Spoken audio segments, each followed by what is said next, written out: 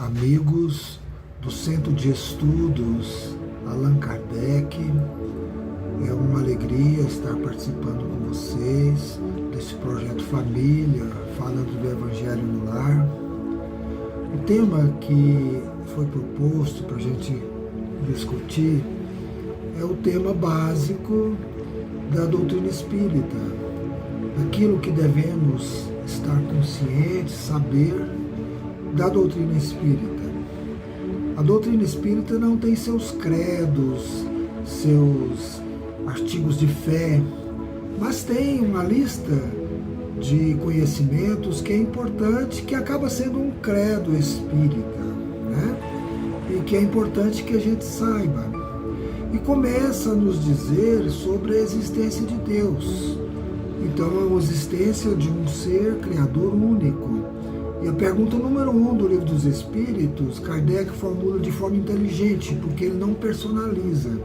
Ele coloca: o que é Deus? Os Espíritos respondem: a inteligência suprema, causa primária ou primeira de todas as coisas.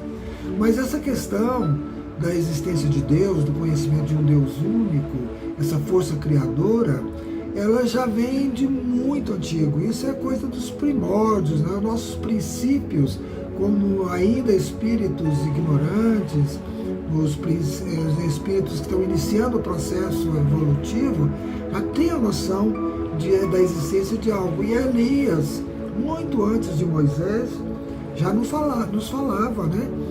Na sua época era um politeísmo, mas ele defendia a existência de um Deus único. E Moisés sacramentou essa questão falando do Deus, né? Aquele Deus severo, né? Que pune, que veio trazido por nós, por Moisés. Outra questão que é básica para o nosso conhecimento é a imortalidade do espírito. Se não tivesse a imortalidade, não existia espiritismo. Porque os ensinos dos espíritos são aqueles que estão de lá. Então, se eles não existissem, não tinha como, né, existir daí a doutrina espírita. Porque a base é crer na imortalidade do espírito. E essa questão, a própria ciência já traz informações importantes, principalmente nas pesquisas de EQM, de quase morte, né? Onde há muitas vezes um total parada do cérebro, né? Deixa de funcionar, e aí que eles acham que morreu, né? Mas a pessoa, depois de algum tempo, muitos deles já passou muito tempo, volta e descreve tudo o que aconteceu ali na sala médica, né? O que aconteceu, o que o médico falou, a caneta que caiu no chão, as pessoas que entraram, o choro do parente, eles descrevem tudo. Como eles vão descrever uma coisa se estava morto, se o cérebro estava morto? Então, essas experiências vêm nos trazer, né, uma das confirmações fortes, além de todo o processo que a doutrina espírita nos traz, com as informações dos espíritos, através da mediunidade. A ciência vem trazer essa confirmação interessantíssima. Outro credo, vamos dizer assim, espírita, é sobre a reencarnação. A reencarnação, na realidade, é talvez o ensino mais importante para nós, porque ele vem nos trazer a justiça divina. A gente vai compreender agora porque Deus é justo e bom. Ele é justo porque nos dá a oportunidade de voltar e corrigir. Às vezes as pessoas, de forma equivocada, colocam como se as provações fossem castigos de Deus, dificuldades que eles estariam vivenciando para punir coisas que eles fizeram errado. Não é nada disso. Na realidade, a reencarnação é um processo pedagógico que eu, quando identifico lá no mundo dos espíritos, daí a imortalidade do espírito, as coisas que eu fiz que não foram corretas, eu peço para voltar. Senhor, deixa eu voltar lá. Eu queria levantar aquela parede que eu quebrei, quero construí-la para não deixar nada para trás, né? Então, é a grande oportunidade que nós temos de corrigir os erros passados, né? E aí, muitas vezes, né, e nós estamos falando de família, a vinda de espíritos que nos dá muito de sabor, preocupação agora, serem espíritos exatamente que lá nós pedimos para vir. Leva para o meu lar, porque eu prejudiquei tanto, agora eu quero retribuir e ajudar na sua reconstrução de vida. Outra questão que nos fala é que todos nós temos uma liberdade para agir, que a gente chama de livre-arbítrio, né? Eu tenho liberdade de fazer o que eu quiser. E é interessante o seguinte, Deus é tão bom e justo que Ele deixa a gente plantar o que a gente quiser. Ele não exige que eu plante bondade, amor. Ele deixa eu plantar o que eu quiser, né? Mas eu não vou plantar abacate e colher manga. Então, se eu tenho livre-arbítrio para plantar o abacate, eu sei que amanhã eu vou colher o abacate. Tem um ditado que diz assim, quem planta vento colhe tempestade. Então, o nosso livre-arbítrio nos dá essa possibilidade de fazer escolhas e agir dentro delas. E com isso, se foram boas escolhas, ótimos, nós vamos ter um futuro brilhante, vamos colher coisas boas. Se acaso não agimos com correção, nós vamos lá na frente ter que corrigir tudo isso. Talvez numa nova existência, né? Passando por dificuldades que eu não passo agora, mas eu construí para passar, né? Outra coisa também que é esse credo espírita, né? É que as vidas anteriores, esse rol de existências que temos, né? Que vivenciamos em outro tempo, nos dá a possibilidade de ver que somos seres individuais. Eu tenho 5 filhos, nenhum é igual ao outro. 5 totalmente diferentes uns dos outros.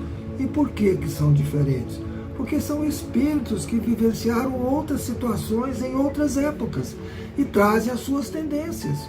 Daí a gente tem a oportunidade até de saber mais ou menos como nós fomos.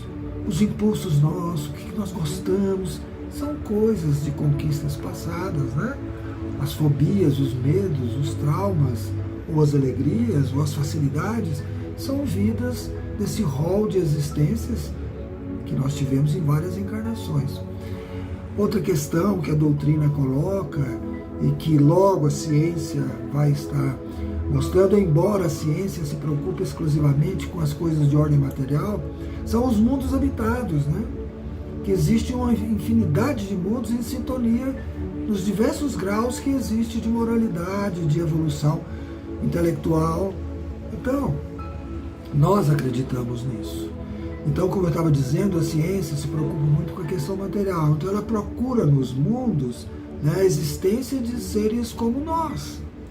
Mas nós sabemos que há diversidade de estágios do espírito que pode muito bem estar sem apresentar nos equipamentos físicos a nossa presença, mas num estágio diferenciado, numa vibração diferenciada que não pega a imagem e o som como se pega com os nossos equipamentos. Então, uma das coisas que a gente crê é que existem mundos habitados. E aqueles mundos mais avançados vêm ajudar os mundos mais atrasados. E há um processo constante de emigração e imigração, de espíritos vindo de um mundo e de espíritos daqui indo para outros mundos. Nesse processo agora de mudança, dessa transição para o mundo de regeneração, há uma movimentação constante, né?